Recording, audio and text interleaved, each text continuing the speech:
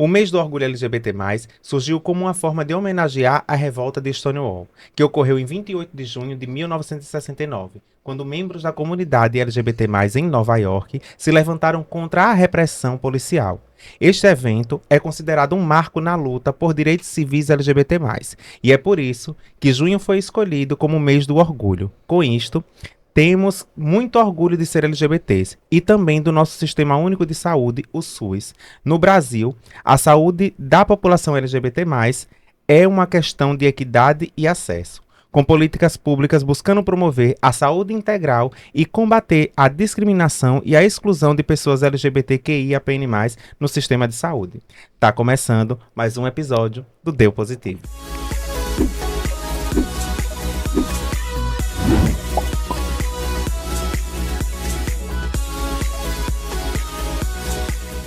Aproveitando que a gente está no início do nosso programa, você ainda não é inscrito no nosso canal, então para tudo que você está fazendo, vai aí, se inscreve no nosso canal, aí no nosso canal do YouTube, e se você quiser estar sabendo o que a Astra vem desenvolvendo durante esse período, vai lá no nosso Instagram, @AstraLGBTSE, e se você também quiser estar acompanhando a nossa página no Facebook, vai lá no Astra LGBT Sergipe. Se você quiser estar falando com a gente diretamente, pode entrar em contato através do nosso WhatsApp institucional, pelo número 79981275585, ou se você preferir, também pode estar entrando em contato com a gente através do nosso direct do Instagram.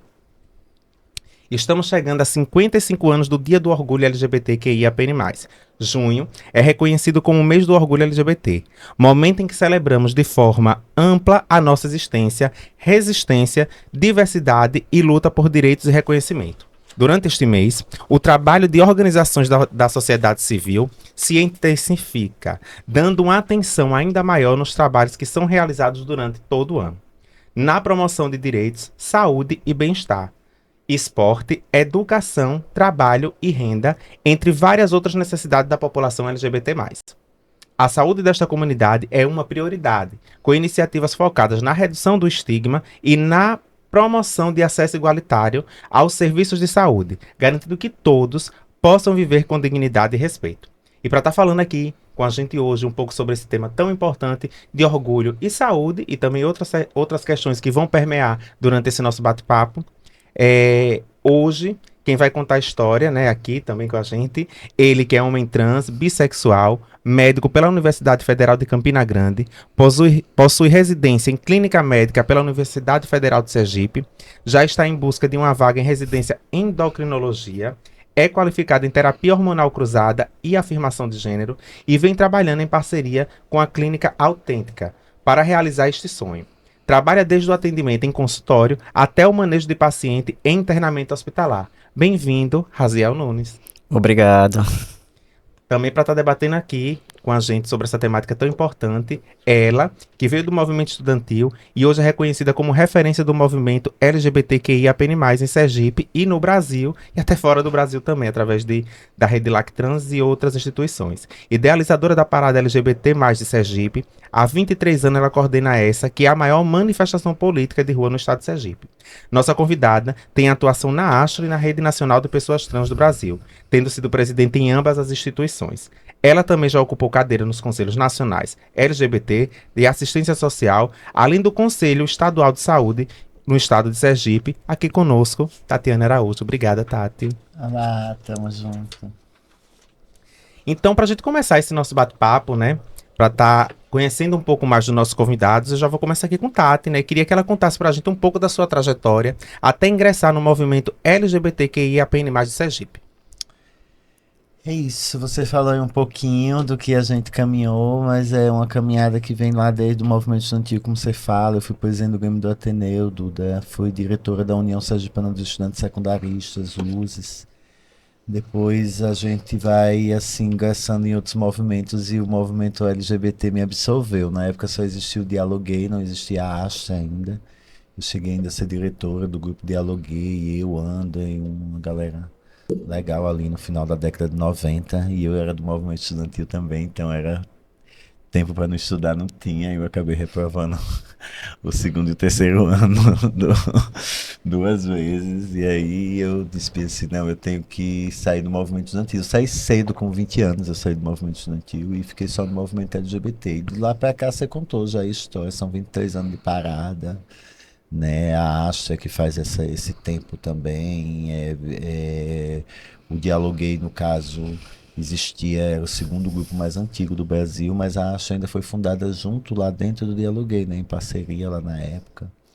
Enfim, é uma caminhada que você falou aí do Conselho Estadual, mas também o Conselho Nacional de Saúde, lógico que a gente vai falar de saúde hoje. Presidia a Câmara Técnica de Equidade lá, que era justamente o braço do Conselho que discutia políticas de equidade, que discutia como a gente conseguia, dentro do SUS, fazer cada vez mais um SUS participativo e possível para as pessoas LGBTQIA+, né? Mais próximo. Pode falar mais próximo um pouquinho, tá? Pra captar melhor. Então, a gente nessa luta aí, nessa caminhada, a saúde foi um pilar, né, importante, tanto para o movimento social, você falou aí de orgulho. A gente sabe que o movimento começa lá em 1969 e já tem uma correlação direta com a questão de saúde, né? Uma das bandeiras era tirar da classificação de doença, né, a homossexualidade, que foi durante anos, né? Só nos classificavam até certo tempo como homossexuais e ali as pessoas trans que em 1990 já não ficaram livres também dessa patologia, né, de ser identificada como pessoas com patologia. Então é uma história de luta aí no SUS. O SUS é um, como você falou aí em um momento, o SUS é um programa muito importante, né? Que ele é um plano de saúde mais completo, mas ele precisa ter essas ações, precisa ter incidência, precisa ter a nossa luta para justamente ele ser efetivado e ele ser possível para as pessoas. Você falou um pouco aí da sua história, tá? Como se deu, né? Desde o movimento estudantil. E aí, mais precisamente, né? Eu queria saber quando começou esse agrupamento, né? Quando você começou a fazer parte mais dessas questões da população LGBTQIAPN+, quais foram as dificuldades que você visualizou naquela época? Então, isso é final da década de 90, né? Ali para os anos 2000. Então, ainda ontem falei em uma palestra que estava dando sobre justamente como era diferente ser pessoa trans, né? Uhum. Ser uma identificada. Até hoje a gente no movimento nacional usa a palavra travesti, mesmo o Aurélio não refletindo verdadeiramente o que ela é, porque ela é uma palavra de simbologia política, né? Então, naquela época, ser travesti, estar como uma identidade trans, que naquela época não se usava essa palavra, na sociedade sergipana era uma coisa muito notívaga, não se via pessoas trans pelo dia nas ruas, era muito pouca gente até apontava e até assim, virava-se como fosse uma estrela hoje. O que hoje o pessoal vê uma Erika Hilton, que chegou lá no espaço, né, de poder, que toma decisões, que está era assim, Renata, porque trabalhava na Narciso, que era uma loja ela é estilista. Ou Fernanda Bravo, que trabalhava na Propagtur. Uhum. Era uma coisa muito assim, se tivesse uma, duas de nós, assim, era virava como se fosse. Então, era uma realidade ainda mais dura, porque a gente aí não tinha como hoje, né? Como você fala aí, naquela época, não tínhamos nem o direito de exigir um nome social. A gente foi começar a falar desse período aí do que você está falando mesmo, ter efetividade sobre o nome social 10 anos depois desse período que você me pergunta. E só com quase 20 anos depois a gente viu o STF que nos garantiu o direito, né, a troca direto em cartório. Então, para não ser exaustivo aqui, que é um programa, eu não posso tagarelar muito, mas eu faço esse parábola aí com essa conquista, né? É direcionada mesmo à minha vida, como você pergunta como era Uhum. lá naquela época.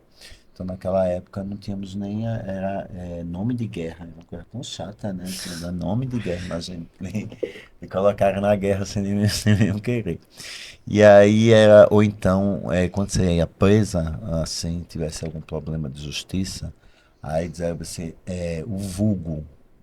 Entendeu? Uma coisa muito assim pesada para se reconhecer o nome como alguém quer ser chamado. Então, hoje a gente já avançou, mas precisa avançar mais, né, Duda? Assim, tipo, a gente falando aí bastante de SUS. A gente tem um SUS cisgênero totalmente. Para as pessoas trans, ele é um SUS ainda impossível de se encontrar lá, de conseguir transitar em todas as necessidades de um corpo nosso, que lá no sistema ainda é identificado somente Você como. falou um termo interessante, Tati, para quem está nos assistindo agora. Acho importante você falar o que é ser cisgênero, né? Para as pessoas Aham. terem um entendimento melhor. Sim.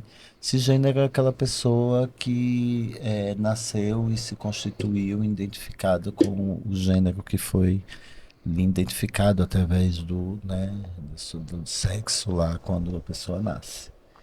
E aí essas pessoas, se esse gênero não independe a questão da sexualidade, né? Que as pessoas muitas vezes falam, homossexual, então é o que esse gênero? O gay é esse gênero?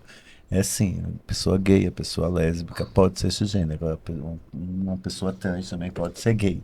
Então não tem a ver essa questão da sexualidade. Ela é mais identifica, né? Eu já não sou uma pessoa que nasci e me constituí como me identificaram, então eu sou uma pessoa trans. Então, cisgênero e transgênero simplifica muito Uhum. somente isso, não adentra as questões de sexualidade, de outros reconhecimentos de gênero, né? Como não tem a ver. De orientação sexual não tem nada a ver. E aí, Tato, você fez um recorte bem legal aí com relação aos avanços, nitidamente você traz aqui dados importantes, mas eu acho também legal você falar assim o que você identificou daquela época até agora como retrocesso. A perseguição aos nossos corpos, né? Agora tá ficando bonito as pessoas dizerem que são Uhum. preconceituosas, que perseguem as outras, que vão fazer projeto de lei para tornar a vida das pessoas trans cada vez mais impossível dentro da sociedade. A sociedade já tem uma dívida histórica com essas pessoas pela exclusão que a gente passou durante todos esses anos. Isso desencadeou um processo estrutural que na educação a gente não tem uma educação Uhum. possível. Para os mecanismos de trabalho a gente não tem um pé de igualdade justamente porque já começa desse outro pilar que eu falei, que é a escola, a exclusão. E aí se eu falar um a um, a gente consegue identificar em todas as políticas, até no esporte mesmo. E agora a gente tem aí um estado como São Paulo, com quase 30 proposições, né, que vem tentar prejudicar as pessoas trans, proibir a gente ocupar o esporte pela questão como aí fazem mil e um fake news, então, desinformam as Uhum. pessoas, colocam como se fosse uma condição de força, de condição de construção física, que não tem nada a ver isso no esporte, né? O Comitê Olímpico Internacional, eu tenho até um artigo disso no site do PSB, que eu sou secretária nacional também. Lá eu escrevi isso tem uns 2 anos. Se colocar isso na pesquisa, sai. É justamente que eu fui lá pesquisar com o Comitê Olímpico Internacional quais seriam as normas, né, como seria a conjuntura ser feita por isso. E não tem nada a ver como é que um projeto tenta cada vez mais, a gente já tenta se incluir, né, a gente já identifica que precisa por uma perseguição histórica, por uma sociedade estrutural machista, ver as pessoas trans ocuparem, né? A gente já fala com um certo avanço, vê, não, aí vem agora uma onda em que, principalmente, lógico, a população LGBT como um todo sofre, né? As perseguições que a gente teve mesmo diretas à pauta LGBT, são como um todo para tentar retroceder, mas as pessoas trans nessa cadeia me parece que são o foco principal dos conservadores. Eles inventaram fake news, a ideologia de gênero, e aí vem muita coisa dentro. Como eu já citei um aqui, né, que é esse parábola, que a gente falou aqui muito apropriado do que eles nos perseguem com a questão do banheiro, com a questão do esporte, que eu já falei, mas são muitas fake news e muitas perseguições ligadas a esse entendimento errôneo que não existe, viu, gente? Ideologia de gênero, essa palavra é mentirosa.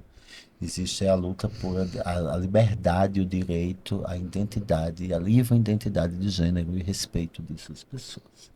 É muito legal você fazer essa fala, tá? Porque às vezes as pessoas têm alguma dúvida e aproveita esse momento aqui para se informar, né? E para não estar replicando muitas vezes essas fake news e essas questões de preconceito. E para a gente estar conhecendo um pouco mais, né? Aqui do nosso também, do nosso outro convidado, Raziel, né? A gente informou no início que você é formado em medicina, né? Fez lá pela Federal de Campina Grande. E aí a gente ficou se perguntando, né? Se você fez a transição enquanto você estava nesse processo. Não, Duda. Na verdade, sim e não.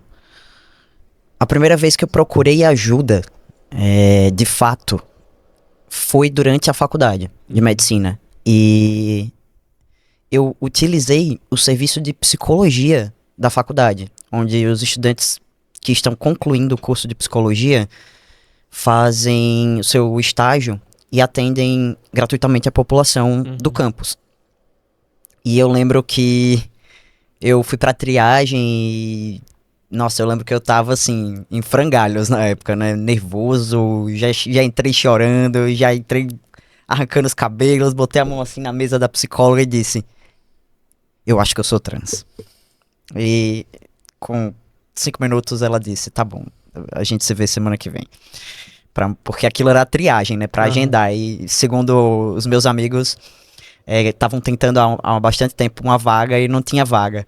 Aí eu lembro que um amigo até perguntou: o que foi que você disse pra ela pra conseguir a vaga, hein? Aí eu, então. Mas nessa época eu procurei atendimento porque é uma jornada, né?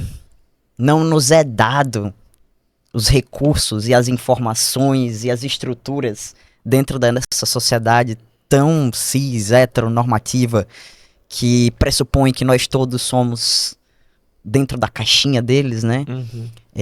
Os recursos pra gente se auto-identificar e se compreender desde jovem. A gente sente, é óbvio que a gente sente, mas nem sempre a gente consegue compreender de fato o que tá acontecendo. Então, eu lembro que eu tive que juntar um enorme quebra-cabeça pra chegar nesse momento de criar coragem e pedir ajuda pra me organizar internamente.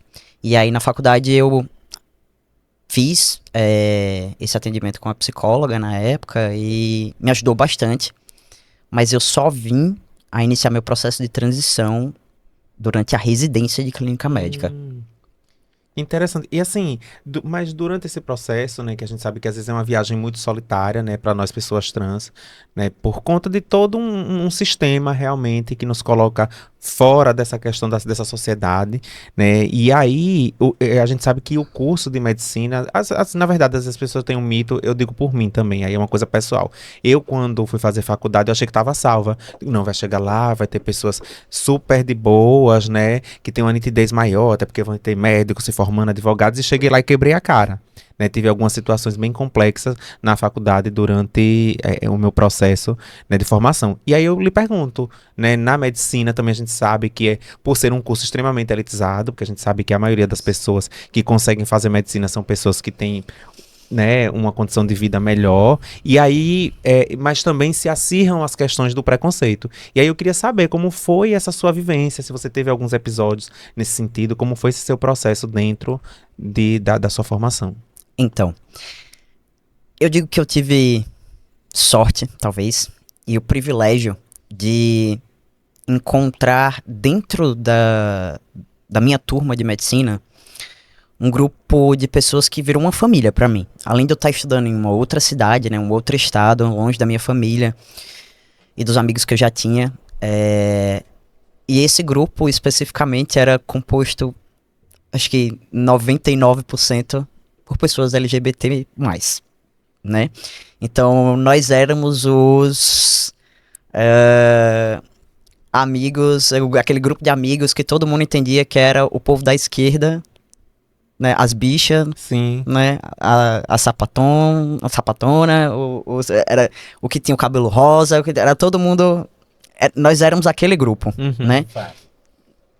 Mas ao mesmo tempo nós éramos alguns dos melhores alunos da sala, com muito destaque, e a gente participava de muita coisa. E a gente se envolveu também muito com o movimento de saúde da família. E desse grupo de pessoas, inclusive, muitos fizeram residência em saúde da família e comunidade. E eu acho que a gente teve esse diferencial. E eu lembro que na época, no meu TCC, que era o trabalho de conclusão do curso, eu quis trabalhar em cima disso, porque evidentemente que eu sempre fui meio combativo com relação a essa questão de preconceito e violência e discriminação, fosse de gênero ou de sexualidade. apesar de eu não estar completamente fora do armário naquela época, eu já tinha esse ímpeto. E aí eu fiz o meu TCC sobre a violência de gênero na graduação de medicina e como isso impactava a graduação. E na época eu foquei mais na violência que as mulheres e meninas sofriam. Porque eu identificava muito isso na fala principalmente de homens, cisgênero e héteros.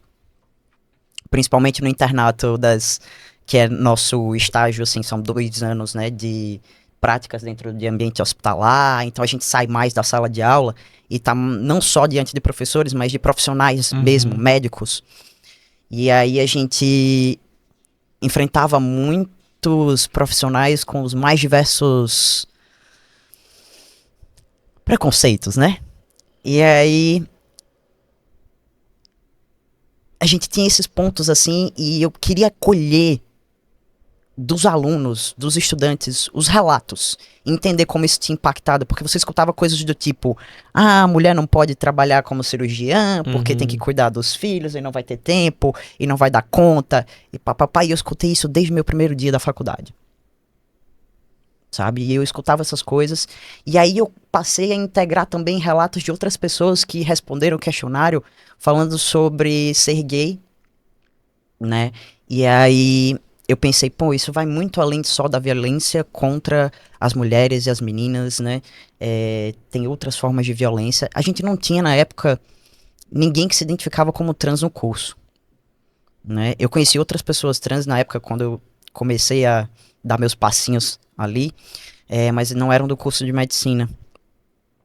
E eu fiz esse TCC focado nisso. E a gente colheu, assim, alguns relatos que realmente eram de arrepiar os cabelos, assim, desde violências, assim, verbais dentro de centro cirúrgico, com verdadeiras humilhações, né? E foi muito forte isso, porque a gente passou pelo internato de cirurgia, que se provou que tinha mais frequentemente pessoas violentas e que discriminavam pessoas LGBT e as mulheres.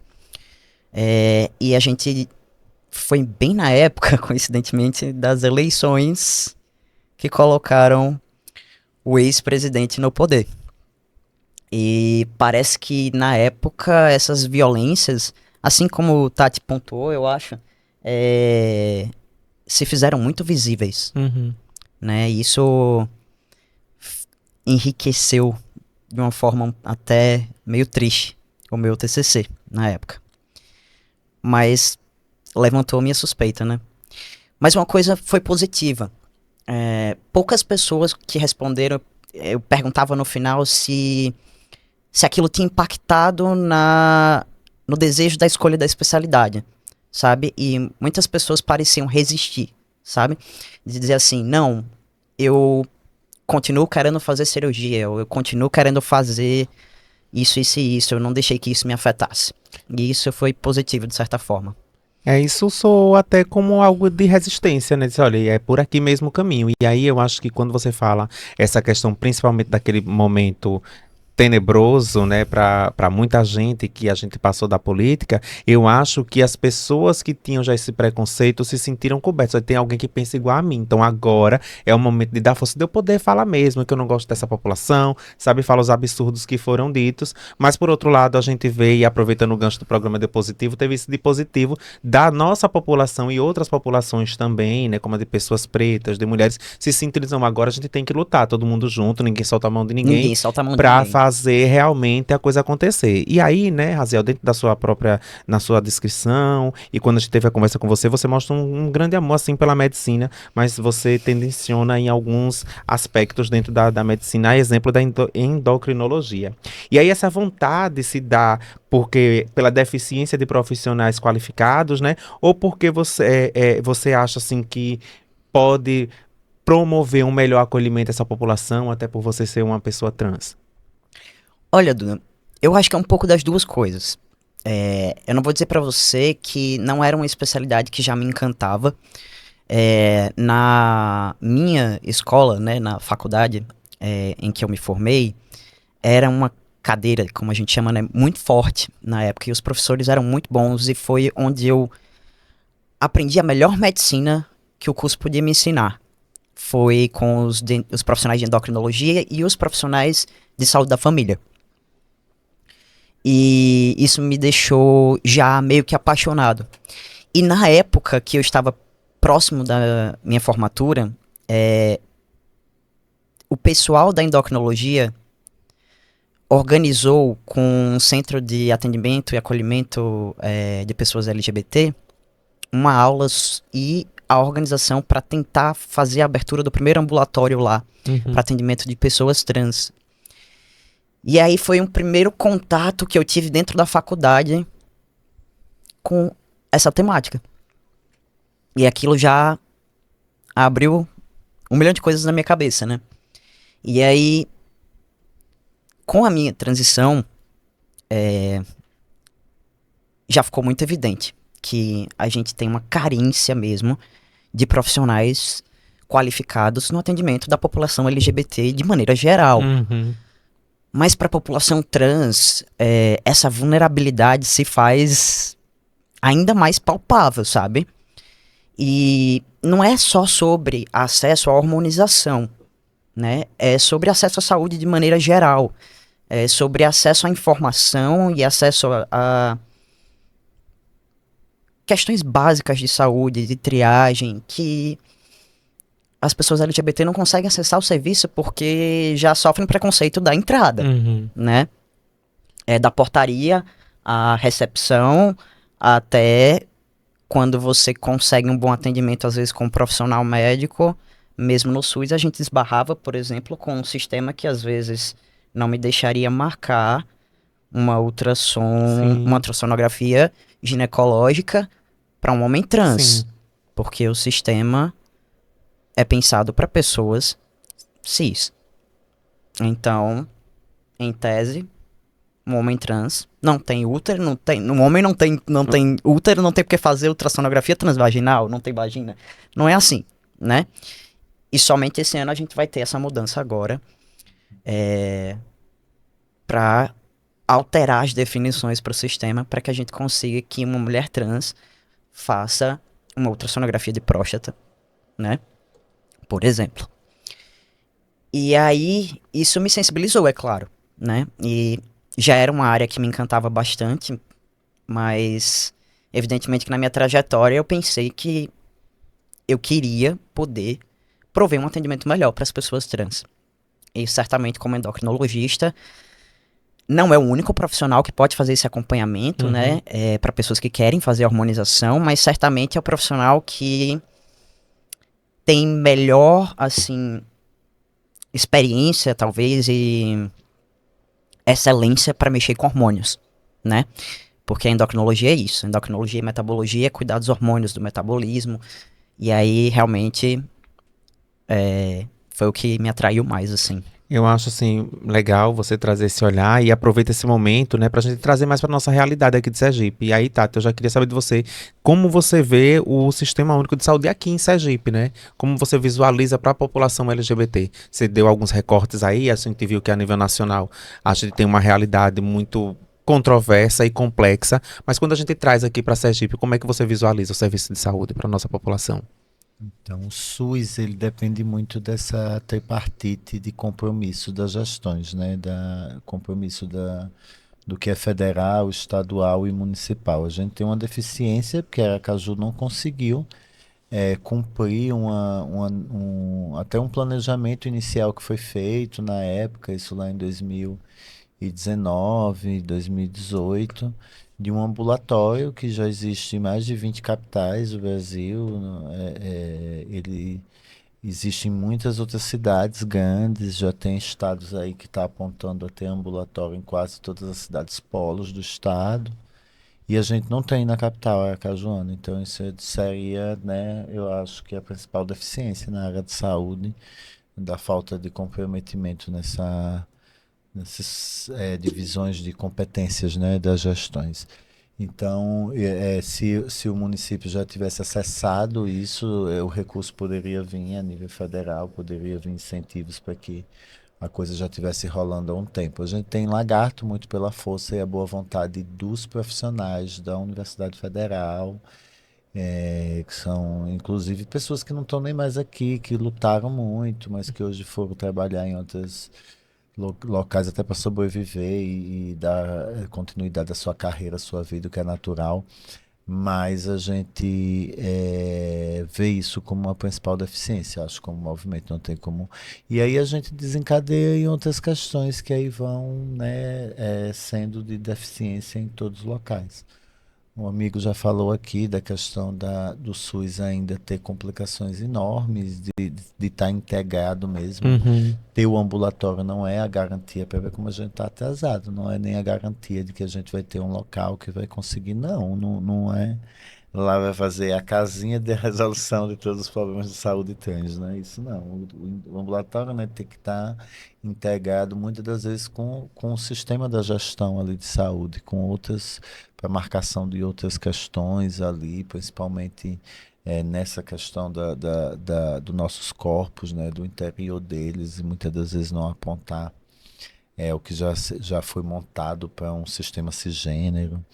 Então a gente vai precisar ainda de uma caminhada, né, que é muito assim, que aí eu acho que com esse exemplo do ambulatório a gente mostra que já não há a facilidade de uma forma de tudo que a gente previu lá no SUS, né, dele andar. Então, se não houver a boa vontade da gestão, né, que está mais perto do povo, que é por isso que é essa divisão de competências tripartite de cada gestão. Então, o município e o Estado têm que cada vez mais conseguir promover que essas ações, que as especializações, que a formação, aliás, das pessoas, né?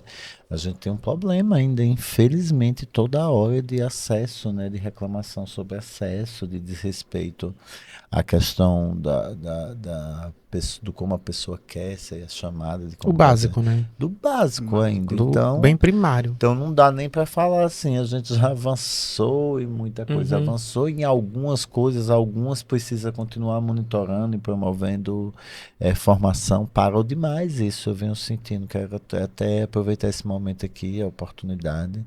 E não estamos parando muito de promover aquelas ações integradas que faz formação, e isso não dá para ser trabalho de instituição não governamental, viu? Porque dia desse o pessoal me perguntando, vocês pararam? Eu digo, não, a gente às vezes é convidado, Uhum. aí vai lá, contribui, aí vai Duda, vai Tati, vai alguém lá da Acha, Rogério, tem um bocado de gente aí que já foi contribuir com essas questões, mas por o convite Acha e a Uhum. gente, né, consegue se somar, não cobra nada, né? Uhum. Vai lá, mas tem parado esses convites e a gente sabe da importância de estar cada vez promovendo isso, porque é o que faz formar, tipo, eu não perco, Duda, um convite de universidade, assim, porque é lá que se forma as pessoas para a sociedade, né? Então é importante muito, assim, a gente, quando é convidado, curso de psicologia. Semana passada foi o pessoal de direito lá da FANESE, né? E a gente foi lá contribuir, foi uma noite de palestra, de muita pergunta, coisas mesmo da área jurídica. Então é importante a gente estar promovendo isso. E se não vir também, assim como as academias, é isso que eu tenho a dizer, fazendo um parábola assim, como você fez na pergunta anterior, trazendo um pedacinho para essa de 20 anos aí, de mais de 20 anos de movimento que eu já tô, eu vejo aí que as academias agora estão acessando cada vez mais o tema. A UNIT tem parceria lá com a Asta, a outra, Fanese, a A Fama, Fama, né? Então todas essas faculdades estão Estácio. conseguindo, Estácio, que fez aquela vez, fez até com a parada também, Sim. não foi? Então é isso, a gente precisa voltar nesses ambientes de saúde. E E não é só discutir HIV/AIDS, né? é, Que aí como a gente está aqui nesse programa que tem um foco direcionado para isso, mas como é importante a gente discutir, né, a saúde integral, a autoestima, o cuidado, o com acesso, porque certeza. aí a prevenção vem nesse corpo que está preparado para receber, né? energia disso. E assim, Tati, eu acho bem importante você trazer pertinente todas as suas colocações, e aí a gente falar também, assim, que apesar das universidades nos procurar, né, enquanto acha, e também os movimentos sociais, a gente sabe também que não tem no conteúdo programático, às vezes a gente depende muito da sensibilidade dos professores, né, dos tutores, que entendem a necessidade de trabalhar essas temáticas da população LGBTQIAPN+, né, e não mais, assim, só com as questões, como você falou aí, de prevenção, de HIV/AIDS, que isso, né, também é importante, mas a gente não é só isso. Então eu acho importante a gente também reforçar, né, e provocar que as faculdades coloquem isso no seu conteúdo programático para que as pessoas de fato, né, entendam um pouco mais da nossa população, para além dessa bolha que essa população se propõe a estudar. E aí, Tati, a gente também colocou aqui, né, para você falar um pouco, tipo, a Astra ela foi criada após o fim do extinto grupo Dialoguei, como a gente colocou aqui no início, lá em 2001, e desde então vem atuando em direitos da população LGBTQIAPN+. A gente sabe que a Astra já realizou diversas ações voltadas, né, para a saúde e prevenção, as ISTs, né, com esse público, como os projetos, né, o Viva Melhor Sabendo, o projeto Aquenda, o Viva Como Quiser e Cuide-se. E queria que você falasse um pouco das experiências nesse projeto, né? Como esse público foi beneficiado e como cada um desses projetos foi importante, né, na época que eles foram executados. Na verdade, eu acho bom a gente fazer como um resgate mesmo, né, mês do orgulho, de como a gente falar como foi importante, né, um estigma colocado às pessoas LGBTs, principalmente as pessoas homossexuais, as travestis, do HIV/AIDS lá na década de 80 e como a gente ressignificou isso, né, fez do limão uma limonada e esses trabalhos, essas instituições puderam promover direitos humanos e mostrar a importância disso andar junto, né? Porque direitos humanos não é uma política de gestão como a saúde, a educação, que tem um foco direto, não. Direitos humanos ela tem que, Mais próximo. direitos humanos ela tem que estar integrada em todas as políticas ali. Então, se ela tiver saúde com equidade, com direitos humanos, a gente vai ter uma saúde participativa, né, que seja integrada. Então, todos esses projetos aí foram experiências que a gente daqui da Acha teve assim a sapiência de buscar através de editais com currículo tipo, você não falou aí, mas o Sexualidade e Prevenção nas Escolas, que foi em 2004, foi um projeto que concorreu com mais de 80 projetos e foi selecionado como entre 10 projetos e ele já promovia naquela época, 2004, uma discussão em escolas da forma de como discutir de forma responsável a orientação, identidade de gênero e prevenção, entendendo que a gente tinha relatos e sabia que já se naquela época apontava um número de aumento HIV entre jovens e a população LGBT era bem incidida dentro disso. Então, eu acho que esses projetos aí mostram como a gente do movimento consegue integrar e servir muito a sociedade, né? A saúde, ela não consegue, não tem braços para chegar. Porque o programa de HIV/AIDS do Brasil foi o melhor programa de AIDS do mundo? Foi por conta do trabalho das organizações sociais, de Uhum. como isso foi um braço de conseguir acessar uma população que a saúde não chega. Qual é o agente de saúde que está 11 horas da noite distribuindo preservativo, né? Tem agente de saúde fazendo isso? Não tem. E aí a população está lá fazendo através de projetos sociais, prevenção, altas horas, testagem, né? Então todas as questões que trazem, né, a proximidade de uma população que não foi convidada habitualmente a ter o mesmo hábito do que o restante da população já tem de acessar os serviços, né? E não é só com saúde aqui, mas falando de saúde, porque nosso foco do programa é esse. Uhum. Mas a gente vê lá na pesquisa da Rede Trans, no Censo Trans, né? A gente conseguiu mais ou menos 12 capitais fazer uma amostra de uma pesquisa de um perfil socioeconômico que muito incidiu com mulheres travestis e transexuais. Quando a gente colocava a pesquisa na internet, acessava mais homens trans, pessoas não binárias. E as pessoas, mulheres trans, travestis não acessavam muito. Então a gente fez essa em mão mesmo. Na casa, assim, eu visitei com Marcelo e Malta, lá Porto Alegre, diversos locais que as meninas trabalhavam à noite, assim, junto com mulheres cisgêneras, pela Grande Porto Alegre. Então, a gente teve uma amostra em algumas cidades importantes. É um trabalho muito bom. Quem quiser visitar os trabalhos da Rede Trans, pode ir no site da gente, se derrubarem, né? Porque como a gente já falou Seguição dos conservadores, eles fazem isso até de modo virtual, derrubam o site da gente toda hora. A gente tem um link de Tree lá na bio do Instagram, da Rede Trans, que aí permite você acessar todos os documentos em PDF. Então esse do censo é importante, ele traz números assim na área da saúde, o TransSUS, né, uma pesquisa também que a Rede Trans fez ligada à saúde, mostram ainda que, infelizmente, a gente precisa nessa construção de caminhada, projetos sociais ainda, porque a estrutura do Estado não abarca, não chega, né, a necessidades ainda que são urgentes pela exclusão do nosso povo. A gente vai depois disponibilizar, né, deixar o Instagram tanto de Tati, o de Raziel, também o da Rede Trans, para quem quiser, né, tá se aprofundando aí, né, nessas questões que ela bem pontuou aqui, e aí vai estar entendendo um pouquinho mais desse trabalho que a Rede Trans vem fazendo durante esse tempo. Tem as professoras Sayonara, né, tem Rebeca de França também que ajuda nesse processo, né, Tati? Tem Deidiane também de Fortaleza, e são trabalhos bem ricos e que de grande ajuda, não só para a população trans, mas para a população em geral, que é importante sempre a gente saber mais. E aí, né, só que eu me lembrei assim de falar, a gente está falando aqui, né, dessas questões da população trans dentro da saúde, essas implicações, muito pensada num modelo cisgênero, né, Tati? Só que é importante ver aqui uma coisa à cabeça, deixar aqui nítido. Até as mulheres lésbicas também sofrem nesse sentido, principalmente no exame de lâmina, né, que a questão é de delas não terem a penetração. Então, até isso não é pensado também para essa população. A gente fala porque lá na ASH a gente já recebeu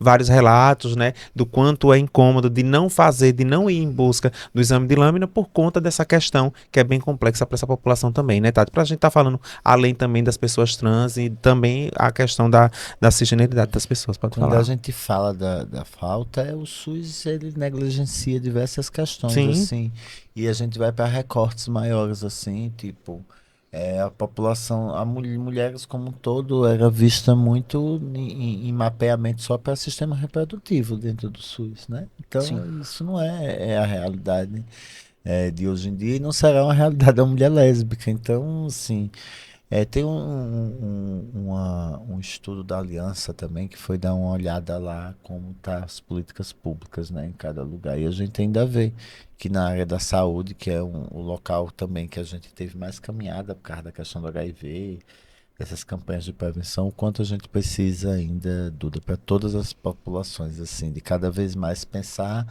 o que a gente não pensou no amplo, no macro, né? Saber que as populações têm suas especificidades, sua cultura, seus meios, seus ambientes, e que se isso vai influenciar, se é política para todos, precisa ter esse olhar, precisa pensar em como chegar a todos, né? Pode falar, E Duda, Raziel. se você me permite pontuar, Permito. você falou sobre a gente incluir isso nas grades nas grades curriculares das universidades. E você trouxe um ponto que é algo que eu já falo sempre que me convidam para falar para profissionais médicos e estudantes de medicina, que eu, na verdade, sou contra a gente ter uma cadeira, que provavelmente vai ser uma matéria optativa, para falar sobre saúde de população LGBT. Uhum. Eu acho que tem que ser parte da grade e tem que ser meio que obrigatório Isso. mesmo. O professor tem que saber falar. Se ele vai falar de urologia, eu quero que o professor de urologia saiba orientar a forma correta Uhum. de aquendar para evitar infecção urinária, sabe? Eu quero que o professor, professora de ginecologia saiba orientar que é uma opção para homens trans e para mulheres lésbicas você orientar o paciente a ela própria ou ele próprio inserir o espéculo no exame de lâmina, Uhum. que é muito menos desconfortável. Então eu acho que a gente tem que ter isso inserido, Uhum. né? Tem que ser naturalizado, de Uhum. fato, né? É exatamente isso que eu falo, através dessa perspectiva mesmo, Raziel, né? Que isso tem que ir para as faculdades como matéria obrigatória mesmo, porque aí a gente está falando de população, e a população é diversa e as especificidades, entendeu? E muitas das vezes a gente, na maioria das vezes, realmente a gente está fora desse contexto. Então, quando eu falo de incluir, Sim. é justamente através dessa perspectiva. E aí, né, Tati, a gente falou aqui inicialmente que ela foi conselheira tanto estadual, né, e nacional de saúde, e aí ela já pontuou várias questões do que não foi avançado, né? Que com certeza algumas dessas pautas que ela trouxe aqui foram debatidas durante essas reuniões do Conselho, né? Com certeza saiu documentos pedindo essa questão com relação com essa preocupação da saúde da população LGBTQIAPN+, e que se enfoque em pessoas trans, e não avançou. E aí, Tati, eu lhe faço esse questionamento. O que é que você acha que atrapalha, né, desse tempo que você foi conselheira, né, até hoje, para que, de fato, essas questões avancem, né? Para que, de fato, tenha essa saúde integral da população LGBTQIAPN+, com enfoque na população de travestis e transexuais? O que é que atrapalha esse caminho? A gente tem diversos fatores aí, mas o principal é justamente o engessamento, né, das políticas públicas ligado à estrutura política, né, brasileira, porque a gente tem uma perseguição visível de uma ala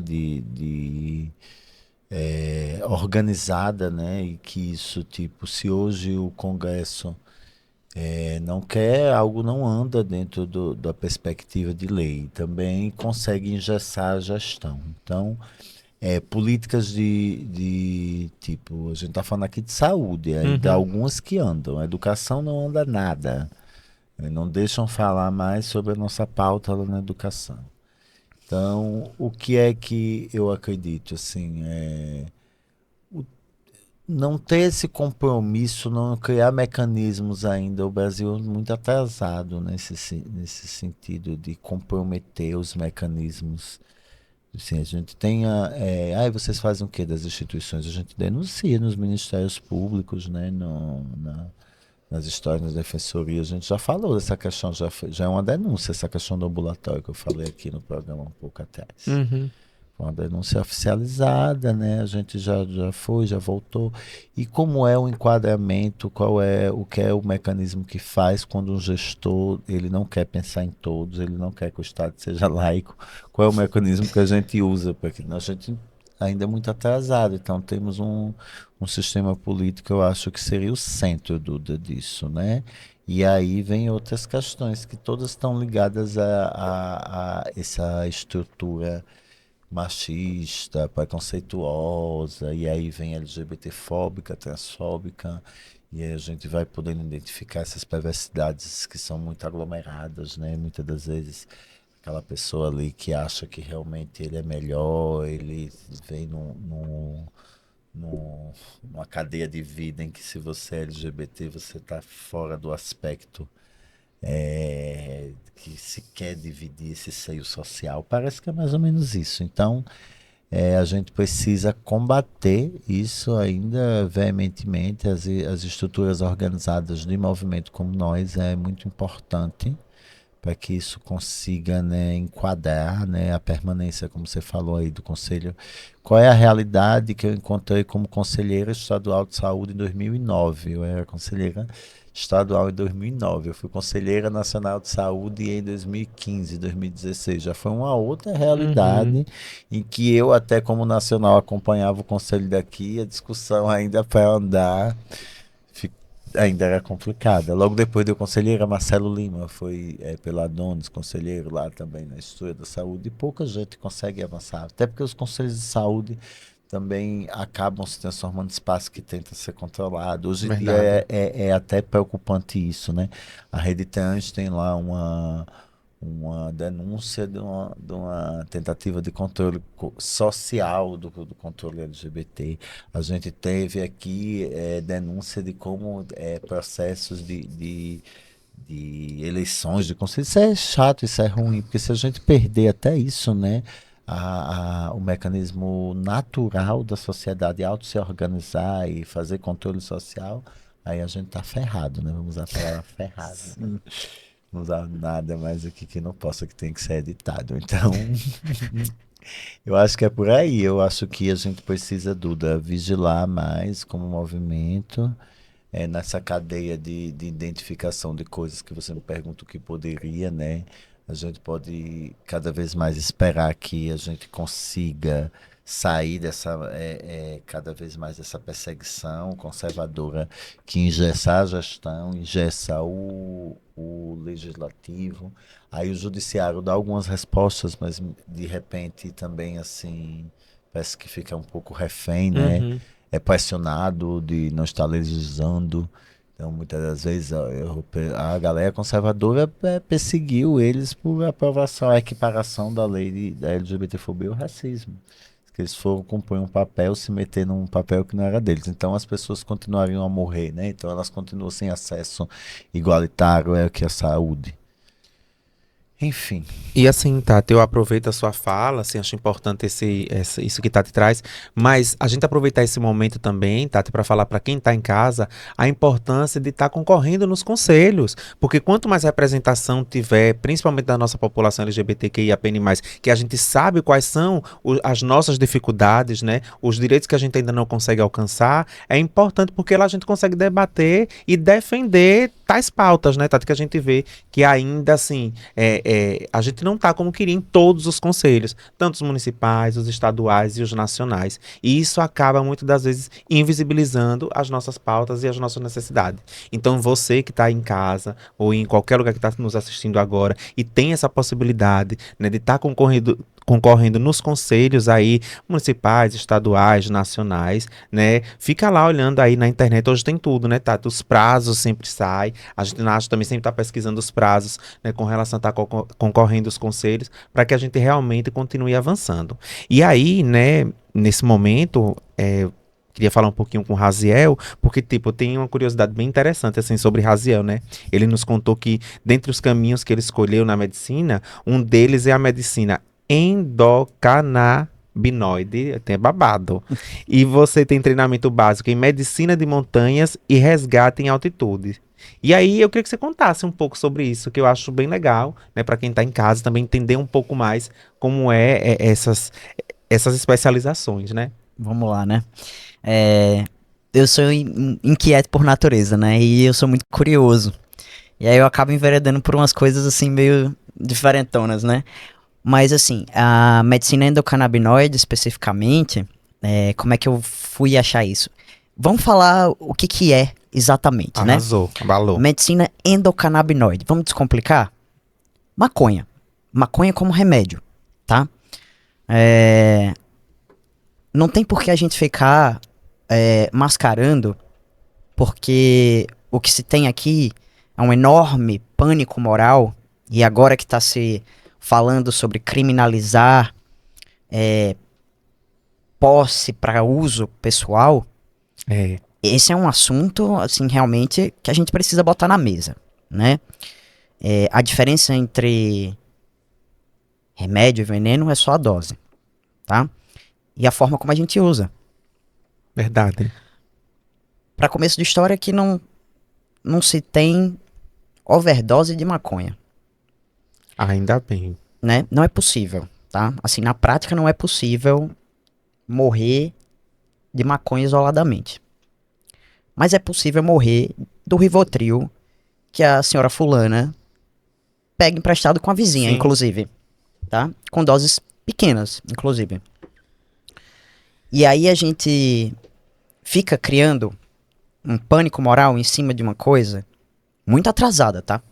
Enquanto tem gente que tá precisando de maconha como remédio, tá? Remédio para doenças gravíssimas e que podem melhorar muito. Então, como é que eu fui parar nessa história toda? Primeiro foi dentro de casa, entre aspas, porque eu tenho um tio que também é médico e ele era especialista em dor, né? A residência dele foi com acupuntura e dor. E durante a caminhada dele, a formação dele, ele acabou aprendendo e se especializando na prescrição de maconha medicinal quando ninguém fazia isso no Brasil. E ele ajudou muita gente a entrar na justiça, a importar o medicamento, sabe? Ia nas audiências, né? Pedro Melo, o nome dele, né? E aí ele, enfim, geralmente os pacientes inicialmente eram mais crianças, com epilepsias, né, convulsões refratárias, que não melhoravam com nenhum remédio, e aí começavam o óleo à base de cannabis, né, que é a planta, cannabis sativa, né, tem outras espécies, mas a principal, né, e aí elas melhoravam, voltavam a conseguir segurar um talher para comer, né, paravam de ter inúmeras convulsões ao longo do dia. e conseguiam até diminuir e até, às vezes, interromper o uso de outros medicamentos que, às vezes, eram cheios de efeitos colaterais e não estavam controlando as convulsões. E aí, nessa jornada, meu tio acabou se especializando nisso e começou a estudar muito isso. E hoje é referência no assunto também. E aí eu me interessei. Às vezes eu ia visitar ele e via, acompanhei atendimento uma vez, e isso abriu muito minha cabeça para procurar mais sobre isso. Eu fiz cursos, estudei e não tinha começado a praticar ainda a prescrição de fato, até o momento que eu tive um paciente que, na verdade, assim, durante a faculdade eu acompanhei pacientes na oncologia pediátrica no hospital universitário onde eu me formei, né? E tinha uma criança que tinha um câncer já com metástase, já, sabe, bem avançado, e que nenhum remédio que a gente fazia conseguia controlar as dores que ele sentia. E aí ele começou a cannabis através das associações que produzem no Brasil e conseguiram liberação com a Anvisa para produzir o óleo da planta. E essa criança começou a melhorar um pouco das dores, a gente conseguiu controlar melhor. Então eu tive esse contato também na graduação. E aí, um pouco mais recentemente, eu tive um paciente internado no hospital da rede pública, né, que também foi, inclusive, vítima de uma violência com arma de fogo por um assalto e ficou, assim, paraplégico, praticamente. E sofria com muitas dores e teve uma infecção no osso, assim, e nada que a gente fazia conseguia melhorar as dores, né, e tantas outras questões que o paciente tinha dependente, assim, de drogas muito fortes, como morfina, e ainda assim sem bom controle de dor. E aí eu resolvi, de fato, então, tentar cannabis para ele. E eu consegui pelo SUS, com uma associação também, que disponibilizou o medicamento. E esse paciente, com mais ou menos uma semana, a gente conseguiu tirar ele da morfina venosa que ele fazia, né, na veia, para conseguir deshospitalizar ele. E com 15 dias, mais ou menos, já em casa, ele mesmo suspendeu a morfina em comprimido que ele fazia, ficou com os outros medicamentos e a cannabis, o óleo de cannabis. E melhorou, assim, significativamente ali. E isso me fez, assim, pra mim foi meio que um momento que eu realmente instalei e disse assim, eu acho que eu posso ajudar mais pessoas, né, nesse sentido. Foi por aí, nesse sentido, que eu enveredei para estudar um pouquinho mais. Eu não me considero de jeito nenhum especialista no assunto, tá? Mas eu me considero um eterno aprendiz. E com relação ao resgate de montanhas, esses babados, me conte tudo. Vamos lá. Primeiro que eu gosto bastante de praticar esportes radicais, né? E durante a minha faculdade também eu tive contato em Campina Grande com esportes de altitude. Rapel, escalada, tinha uns grupos lá que praticavam e eu comecei a praticar e fiz um curso de resgate em altitude com um bombeiro na época. E aí foi quando eu conheci que existia, que eu queria fazer isso na minha prática também, sabe? Eu queria trazer isso pra minha realidade na medicina, eu queria casar esses grandes amores, né? E aí eu descobri que existia uma área da medicina que se chama Medicina de Áreas Remotas, né? E existia uma associação, a qual eu me filiei aqui no Brasil, que é a Associação Brasileira de Medicina de Áreas Remotas e Esportes de Aventura. E eu conheci, acho que uma das pessoas que eu mais admiro no mundo, que é a Karine Oliani, que ela foi a primeira médica formada em Medicina de Áreas Remotas no Brasil e tá no Guinness como uma das mulheres mais jovens a escalar o Everest pelas duas faces e o K2, sabe? Que são as maiores montanhas mais mortais que temos no nosso planeta. E aí, quando eu me filiei, em um dado momento, ela ofereceu um curso que era de Introdução à Medicina de Montanhas. E aí eu tava na residência e a gente tinha direito a se ausentar por um período para participar de congressos e cursos. Aí eu fui com essa pro meu chefe, né?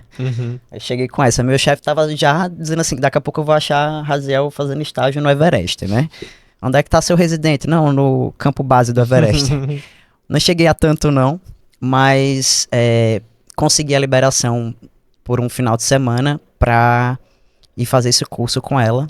E assim, foi incrível, né? Peguei, sei lá, voo daqui pra São Paulo, depois peguei um ônibus, mais 3 horas de ônibus, daí entrei numa balsa, fui atravessar lá pra Ilhabela, me embriquei lá na ilha e fiquei trancado um final de semana inteiro lá, fazendo o curso com a Karina Oliane.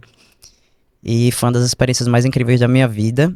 E quero ir pro próximo nível, né? Porque você vai fazendo níveis, aí a próxima a gente vai fazer já em montanhas mesmo. Meu Deus, daqui a pouco você tá na Lua. Daqui a pouco tá uma coisa astronauta. Tem também medicina de áreas Meu Deus, remotas. socorro, pronto, eita. Medicina de áreas remotas também compreende a parte de medicina de astronautas, né? Mas aí eu me interesso mais pra parte de mergulho e montanhas. Que legal, legal.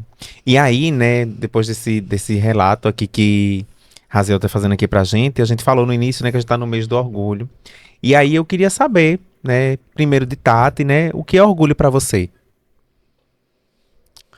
Um sentimento, né? A gente aprendeu isso sempre, que a gente se apropria dele a partir do momento que a gente vai se autoconhecendo. Não dá para que toda a população LGBT sinta orgulho de como é tratado as pessoas LGBT e o tema das nossas vidas na sociedade. Então, naturalmente, falar de orgulho para pessoas LGBTs é diferente de falar de ter orgulho como qualquer outra coisa, como ser um médico de rapel. Mas é óbvio que, assim, simbolicamente nesse mês, assim, depois que a gente consegue ressignificar tudo que são as dificuldades, as exclusões, as negativas da vida, a gente ter orgulho de ser quem nós somos é importantíssimo para construir uma vida saudável, feliz, potente, vencedora. Então, orgulho para mim hoje significa, e falar do meu orgulho de ser quem eu sou significa muito. E pra você, Raziel, o que é orgulho? Então, Tati trouxe um ponto muito importante, né, Tati? Que falar de orgulho para as populações que sofrem preconceito, que são vulnerabilizadas nesse sentido, pode parecer um pouco mais complicado, mas eu vou dizer para você o que eu acho. Orgulho não é sobre a gente não sentir medo, né? Não é sobre a gente não se sentir constrangido muitas vezes. Principalmente como pessoas trans, a todo momento, não importa o nosso privilégio, eu, Raziel, lido socialmente já como homem, né? Tendo passabilidade, sendo médico, né? Lido socialmente como uma pessoa branca também. Então, assim, não importam esses privilégios, a todo momento tem alguém que quer negar minha identidade como homem trans. Então, orgulho pra mim é sobre eu conseguir erguer minha cabeça e ter forças pra ser quem eu sou e não deixar que ninguém me negue isso. Enfrentar isso. Vai doer. Vai ter momentos que eu vou ter medo. Vai ter momentos que eu vou ser constrangido, que eu vou me sentir frustrado. Vai. Mas vai ter muitos momentos também que eu vou me sentir plenamente realizado, livre. E aí é nesse momento que eu olho e sou o Raziel médico, sou o Raziel que faz rapel, que, enfim, né, faz tudo isso. E é nesse momento que eu digo, eu tenho orgulho de ser quem eu sou e ninguém vai me roubar isso. Perfeito. Eu acho legal, né? Cada um tem uma fala muito potente quando fala de orgulho. E aí a gente aproveitou esse momento estrategicamente porque a gente fez um quadro externo onde a gente entrevistou alguns colaboradores da Astra, pessoas que estão lá como voluntários, como diretores também. E aí a gente vai soltar aqui esse videozinho para a gente ver a fala das pessoas e depois a gente debater sobre esse contexto de orgulho para o que a gente visibilizar aqui.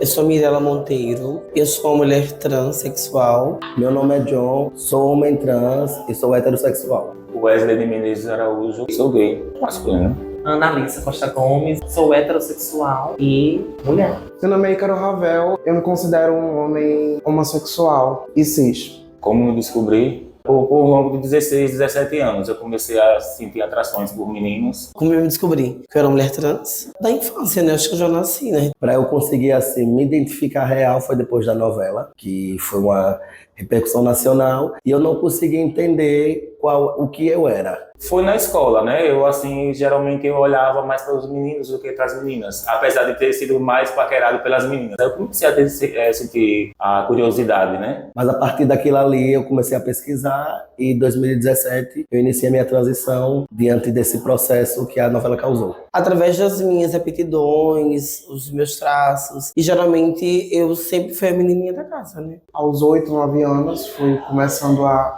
sentir uma coisinha lá, uma coisinha cá, e fui descobrindo minha sexualidade mais pra adolescência e vida adulta.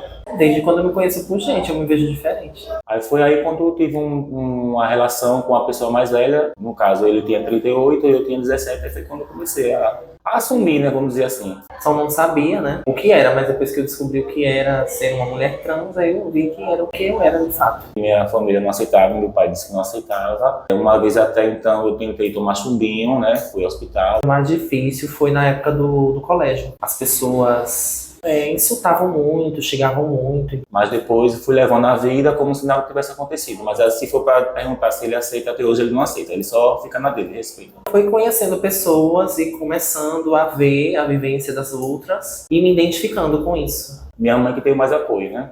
Foi difícil, como é para todo mundo, mais para algumas pessoas, mas eu tive o apoio da minha família, que isso foi a coisa mais importante que eu tive e tenho até hoje. Orgulho para mim é luta, resistir, acreditar em tudo hoje como eu sou, principalmente no homem que eu me tornei. Orgulho é você não se envergonhar da sua trajetória, de quem você se tornou, do que você busca. Orgulho para mim é poder ser quem a gente é em todos os lugares. Ressignificar a masculinidade. Orgulho é o que eu sinto em mim por todo esse processo. Orgulho é uma coisa que a gente se sente bem, né? Uma coisa boa, uma coisa que a gente faz bem ao nosso coração. Meu maior orgulho foi ter tantas portas se fechado em minha vida e eu não desisti de ser quem eu sou. Orgulho? Eu orgulho de quem eu sou. Ver que minha mãe sente orgulho de mim, quem eu sou. Isso pra mim é um orgulho. Como tem outras pessoas, né, se deram muito para malandragem. E eu me orgulho de ter sido um homem gay e ser respeitado. Eu tenho muito orgulho, né, para não ter debandado para outros meios. Eu sou uma pessoa que só almeja viver em paz na sociedade, de boa e nada mais. O maior orgulho é a minha própria vida. A situação que eu tive mais orgulho, a primeira vez que eu fui para a parada LGBT acompanhado com a minha mãe. Isso para mim foi muito orgulho. E na segunda vez que eu fui acompanhado do meu pai. Então, orgulho é você conseguir superar todos esses obstáculos e não se envergonhar da sua trajetória. Eu acho que o orgulho é isso. Então, eu senti que a minha família estava comigo naquele ambiente que eu podia ser eu mesmo. É a coisa mais reconfortante para mim. Então, gente, a gente acabou de assistir aqui, né, um pouco desse quadro da nossa externa, onde a gente viu o que é orgulho para essas pessoas. E aí, queria debater aqui com nossos convidados, né, o que é que vocês acharam interessante, qual fala foi a que mais impactou vocês, né, o que vocês têm a contribuir dentro dessas falas. Ô, Duda, eu tenho uma curiosidade primeiro. Pode falar. O que é orgulho pra você?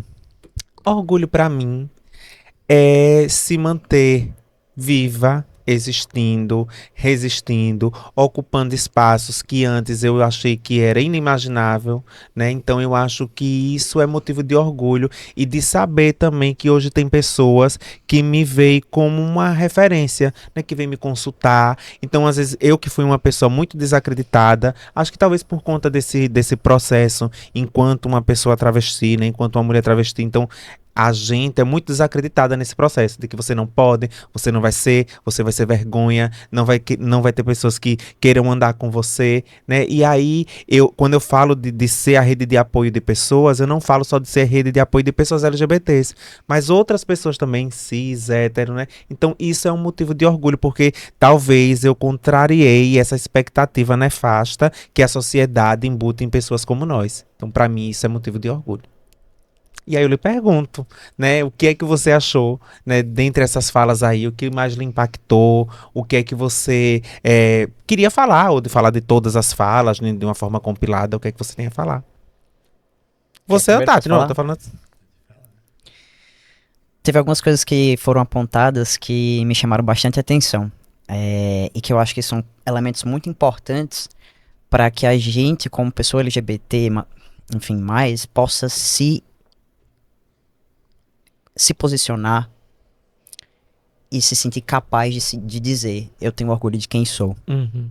E esses elementos, e você também trouxe, eu acho que são representatividade. Quando aquele rapaz trans falou que viu na novela, e isso ajudou, né, algo que teve repercussão nacional, ajudou que ele se compreendesse Uhum. e que ele pudesse buscar sua transição. Rede de apoio, né? Tem uma mulher trans que fala que a mãe sente orgulho, então isso é orgulho pra ela. E o menino cis, gay, que vai com os pais pra parada LGBT e isso faz com que ele sinta orgulho de ser quem ele é. Então, esses são pontos muito fortes e que a gente sempre sofre como pessoa LGBT por não ter nos meios representatividade. Uhum. A gente não consegue viver no mesmo tempo na sociedade que as pessoas cis heteronormativas, né? Porque a gente tem tudo mais tarde. Porque a gente sai do armário mais tarde, a gente vai viver nosso primeiro amor mais tarde, a gente vai viver mais tarde. Porque não nos é dado desde cedo o acesso a essa informação. A esse direito, né? A esse direito, É. exatamente. E quando a gente finalmente acessa isso, que a gente resolve chutar a porta do armário, às vezes se depara com muita portada na cara, né? Então, assim, a falta de rede de apoio, principalmente dentro de casa, né? Muitas vezes o rapaz fala de uma tentativa de suicídio, né? De autoextermínio. E quantas pessoas, né, LGBTQIAPN+, passam por isso, Verdade. né? Por falta de amor, de respeito, né? De apoio das pessoas que primeiro deveriam nos acolher, né? E aí a gente acaba encontrando, né, na comunidade, e aí é onde entra a parada, que eu acho que foi uma outra fala muito importante, essa rede de apoio externa também, Uhum. que às vezes vira uma família, né? E é a família que a gente não tem em casa, né? Às vezes. Eu, graças a Deus, tive o privilégio, né, de ter uma família muito acolhedora, né? Realmente, assim, toda a minha família foi incrível, assim, do meu núcleo principal. E isso faz toda a diferença. Toda a diferença. Porque se dentro de casa eu tenho amor, né? E eu encho o peito e eu sei que eu posso desbravar o mundo, que posso voltar todo apedrejado, podem me dobrar como for, mas não vão me quebrar, porque em casa sempre vai ter alguém pra me segurar. Tem esse conforto. E você, Tato, o que você achou das nossas falas? Não, elas são muito próximas, né? No sentido das pessoas conseguirem a sua superação, a transformação do limão na limonada e conseguirem disso se orgulhar. Mas é muito triste ainda a gente sentir que para uma sociedade em que prazeres, ocupações mínimas, sentimentos mínimos, pra gente tem que se transformar em conquistas, né? É ideal que a gente viva em um mundo em que cada vez mais as pessoas não achem que essa data é uma data de se orgulhar e celebrar porque o mundo pra gente é mais colorido, porque a gente faz festa de parada. Não, é interessante que as pessoas ainda vejam que dizer e precisar gritar que a gente tem orgulho de sermos quem somos é algo que para alguns talvez não é possível. Quantas pessoas antes disso não conseguem sair desse adoecimento mental e se suicidar ou se afastar socialmente, não conseguir viver sua vida de forma plena, de forma como deveria ser possível para todas, né, pessoas, né? Então, acho que é por aí. A fala do pessoal aí tem muito a ver uma com a outra e tece muito e passa muito por nossas vidas.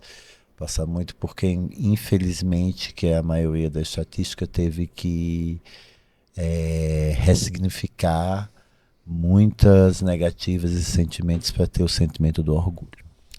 E aí, pra gente passar por um momento um pouco mais descontraído, você nos falou, Razel, que você tem muitos hobbies, né? E aí a gente ficou na curiosidade de saber qual o seu preferido e como você faz pra conciliar com essa sua vida tão corrida. Eita, que eu acho que essa foi a pergunta mais difícil. Ué, Qual que é o meu hobby preferido? você falou tantos, então algum acho que você deve ter, ou pelo menos um você deve fazer mais. Meu Deus. Ou qual você queria, Olha, qual você acha mais pertinente falar. eu diria que assim, uma coisa que me ajudou muito na minha infância e adolescência foi a coisa de poder vivenciar personagens, fosse através do videogame ou através dos RPGs que a gente chama, né? Que são formas de jogos não só eletrônicos, mas em contato com outras pessoas, sentado em volta de uma mesa, em que você interpreta um personagem que você criou para viver uma história ali. E eu acho que isso é uma das coisas que eu mais me apaixona, sabe? Porque me dá a oportunidade de contar histórias, que é uma coisa que eu gosto, e ao mesmo tempo vivenciar esses personagens, e que isso, de certa forma, me ajudou a atravessar as fases mais difíceis de ser uma pessoa trans e não saber como, o que eu era de fato, como que era aquilo. E enquanto eu podia ser quem eu era, interpretando um personagem, eu tinha liberdade de vivenciar tudo que eu queria e colocar aquilo pra fora, sem ninguém questionar, sabe? Então eu usei muito disso na minha adolescência, mal sabia eu que já era um recurso, assim, sabe? De sobrevivência, né? Então eu acho que, assim, essa coisa de ser mestre de RPG e jogar RPG e jogar videogame também, que é uma forma, né, meio que já pré-pronta ali, eletrônica, mas que também me ajudou bastante. Foi muito incrível, assim. Isso realmente é um hobby que me aproximou, assim, inclusive, foi durante o processo da minha transição que eu encontrei, na verdade, jogando RPG com outra pessoa trans que me ajudou, de fato, a realmente dar o pontapé final, assim, também. E dizer assim, não, eu vou chutar esse armário de vez aqui e vamos embora. Então, isso foi, assim, fantástico. Eu sei que Tati também tem uma agenda bastante atribulada, né? Tati tá aqui, daqui a pouco tá em outro estado, daqui a pouco tá em outro país. E aí, Tati, eu queria que você também contasse pra gente, assim, o que você tem de hobby, né? E como você faz pra encaixar nessa sua agenda louca. Eu gosto de correr, porque me desestressa, assim, me coloca em contato, em trabalhar alguma atividade física, né?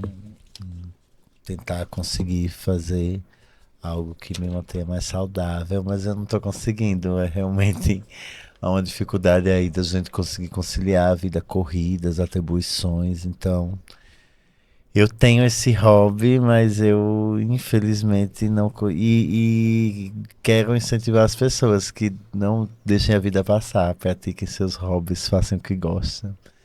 Mas eu quero confessar assim, ultimamente eu não estou podendo praticar o meu hobby. E o meu hobby me faz muito bem, me deixa mais tranquila. Eu sou uma pessoa ansiosa, sou uma pessoa que sou agitada por vida, já, vocês dão para perceber. Já ajuda na militância, mas atrapalha na vida cotidiana. E aí o correr me ajuda e eu tenho como hobby. E aí eu queria saber pra você aí de casa, né? Qual é o hobby?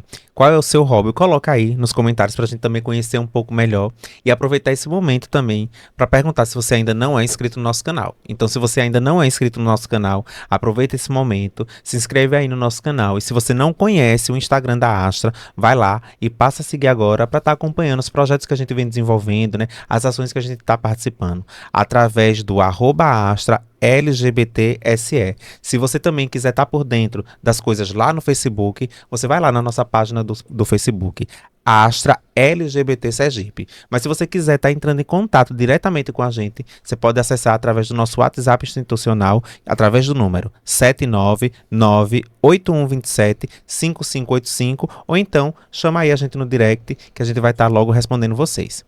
E aí, voltando para Tatiane, né, como a gente falou no início do programa, você veio do movimento estudantil, como a gente reforçou aqui em várias falas, e aí acabou também fundando a Astra com outras pessoas e continua na luta pela garantia dos direitos da população LGBT.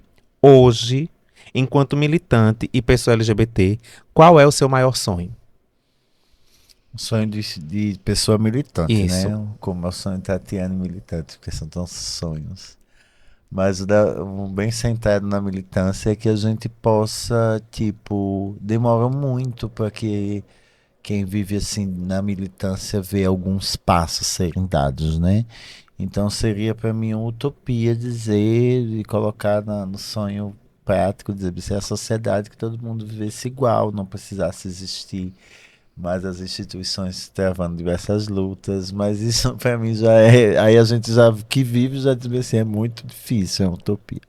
Então bastava só a gente ser mais empático, né? Assim, talvez isso melhoraria, minimizaria uma estrutura social em que as pessoas só se preocupam muito com o que é si, uma estrutura muito capital também, né?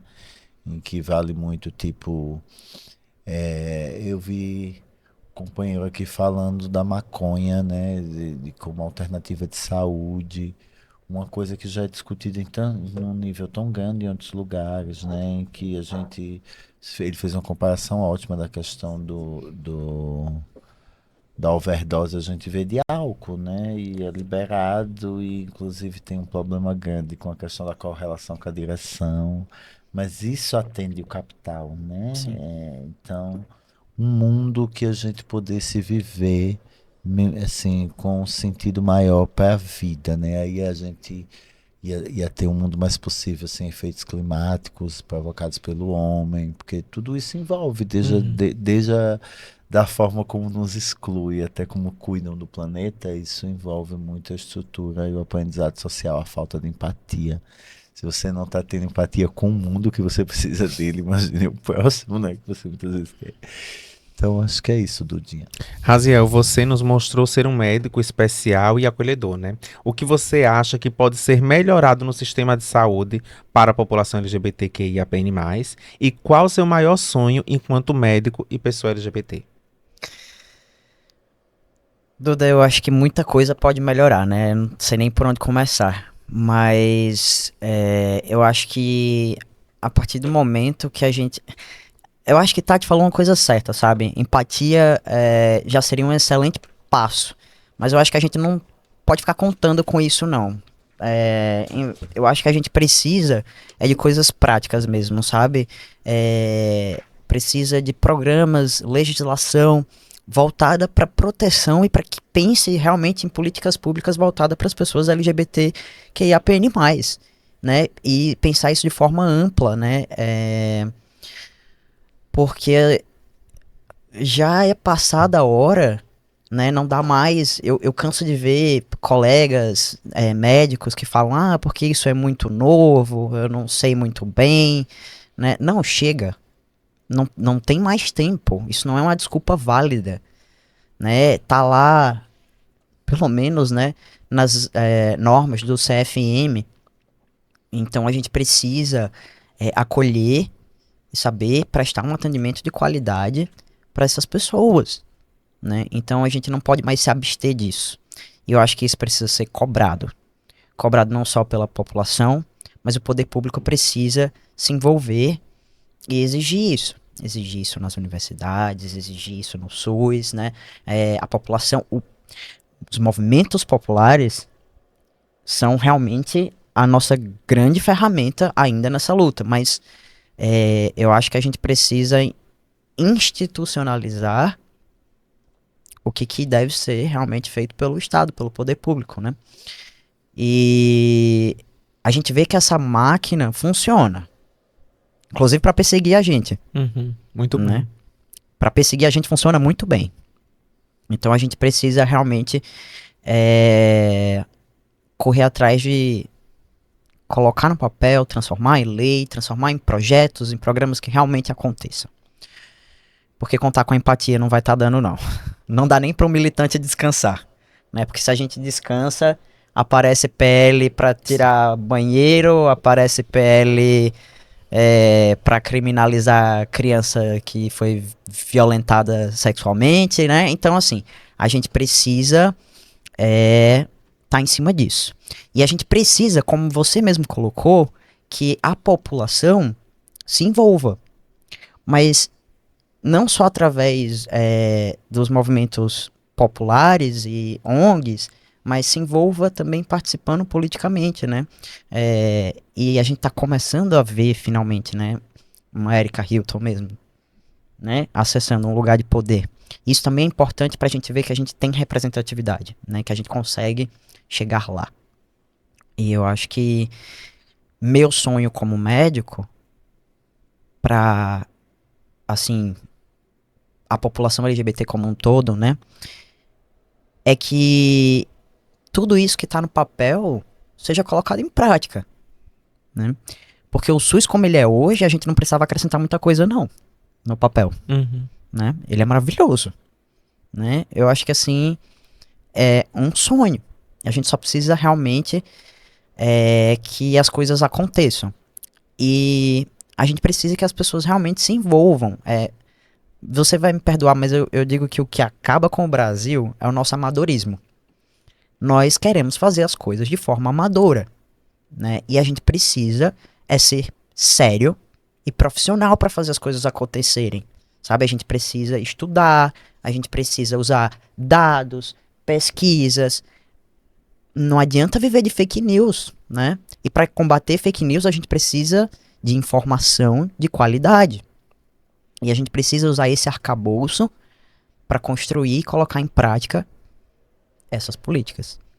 E aí sim, a gente vai ter, em algum momento, que é o meu sonho, um homem trans, uma mulher trans, uma pessoa intersexo, tendo acesso pleno à saúde. E quando eu digo pleno, é pleno mesmo. Ela chegar em qualquer lugar e se sentir incluída, acolhida, compreendida, né? E não ter que ficar dependendo da boa vontade da recepcionista ler o nome social ali ou incluir, se tiver o campo no sistema, né? Então, é isso. Eu acho que o meu sonho é que a gente consiga acessar plenamente e ser visto. Né? Depois dessas falas assim maravilhosas, tanto sua e da de Tati, a gente já tá chegando ao final do nosso programa, né, ao final desse episódio. E aí desde já eu queria agradecer a Tatiane, ela sabe o quanto ela é importante na minha vida, o quanto ela é importante, né, nos movimentos sociais aqui brasileiros e até internacionalmente. Ela sabe o quanto eu tenho o carinho e o respeito, o movimento LGBT em si, é muito grato, né, por toda a sua história, por tudo que você representa, né, nos espaços mais variados, mas não só da população LGBT, mas também pela luta de mulheres, de pessoas pretas, de PCD, enfim, você sabe do meu carinho e da minha admiração, e agradecer a sua participação aqui no nosso episódio de hoje. Oh, que fofo, e dizer que a luta da gente, né, lá da Asha, tão completa assim, porque a gente se preocupa em cada vez mais o que a gente faz chegue pro povo LGBT, né? Então, assim, o programa deu positivo, é uma coisa tão bem comentada, porque o pessoal gosta de assistir e entender o porquê a Asha se envolve em tantas questões. Então, vim aqui hoje e ver assim, também ver tanta história legal assim de quem tá lá assim, a gente não imagina, né? Que bom hoje ver um médico trans aparecendo e tendo um protagonismo de ser referência num programa desse, né, para outras pessoas verem que a gente pode estar em todos os lugares, ocupar Como ele mesmo falou aqui, a gente tem que buscar cada vez mais mecanismos que a gente se empodere para estar nesses locais, né? Óbvio que também não é fácil quando o mundo não deveria, por isso que a empatia, se o mundo deveria cada vez mais entender como seria melhor uma sociedade possível para todo mundo, né? Como essas negligências, essas amarras tiraram a gente da uma sociedade mais possível. Mas valeu, Duda, que bom também ter você lá como companheira de instituição. Você sabe do carinho e do amor que é recíproco. Porque a gente que está lá é muito comprometido, né, com a questão de fazer o melhor, mesmo com poucas condições. E eu sei como esse projeto aqui do Deu Positivo, esses programas estão sendo legais também pelo seu comprometimento, sua forma assim muito cuidadosa de olhar e de querer organizar para que tudo saia bonitinho. Então, parabéns para nós. Obrigada. Também queria agradecer a Raziel, né, pelo convite e pela disponibilidade, né? Eu já vim acompanhando você, né, disso aí em algum momento, porque eu fico assim, parecendo um radar. Eu tiro o print e jogo lá no nosso grupo do projeto e digo, olha, essa pessoa aqui estrategicamente tem que vir no nosso programa em algum momento. Eu já tinha ouvido falar de você e assim, aproveitar esse momento, a gente tá falando de orgulho, né? E aí queria utilizar você simbolicamente, assim, que é muito orgulho pra mim, assim, de ter um homem trans, médico, aqui em Sergipe, né, que é uma coisa, assim, quando a gente fala de coisas inimagináveis por conta de toda essa tentativa de ceifar os nossos sonhos, né, que a sociedade faz com a gente. E tem você como um exemplo maravilhoso, né? E eu sei que esse programa tá muito rico e ele vai ser muito comentado, que eu também tenho certeza, você pode ser muito conhecido, claro, mas tenho certeza que muitas pessoas não conhecem também dentro do próprio meio LGBTQIAPN+, e sei que isso também vai ser um motivo de orgulhar a nossa população. Então agradecer a sua disponibilidade, espero também que você esteja junto com a gente em outros momentos, né, da Astra, outras coisas que a gente vem promovendo, inclusive da parada, dentro dos bate-papos da cidadania, e agora a gente não larga mais. Agradecer mais uma vez a sua disponibilidade. Eu que agradeço pelo convite, viu? Porque pra mim, assim, é um prazer enorme e uma honra estar aqui, sem dúvida nenhuma. Reconhecendo, inclusive, e tendo a oportunidade de me aproximar e conhecer mais pessoas incríveis, né? Tão importantes pro movimento e pra causa da gente mesmo, né? E meu Deus, que incrível isso. Não tem forma melhor de se aproximar. E assim, eu fico até nervoso, né? Pensando assim, nossa, de aparecer assim e ser referência ou ser, né? Representatividade pra alguém. Mas assim, de certa forma, é isso. Eu tô aqui, eu cheguei onde eu cheguei e eu tenho muito orgulho disso. Então, se eu puder ajudar mais pessoas da nossa comunidade a enxergarem toda a sua potencialidade, pra mim é uma honra e é tudo que eu mais quero. Então, E assim, gente, eu agradeço aqui aos nossos convidados, né, a equipe do programa e especialmente a vocês, né, que acompanham, né, que estão aí compartilhando, assistindo, dando like, né, comentando os nossos vídeos, e queria desejar a vocês os bons festejos e até o próximo episódio do nosso programa Deu Positivo.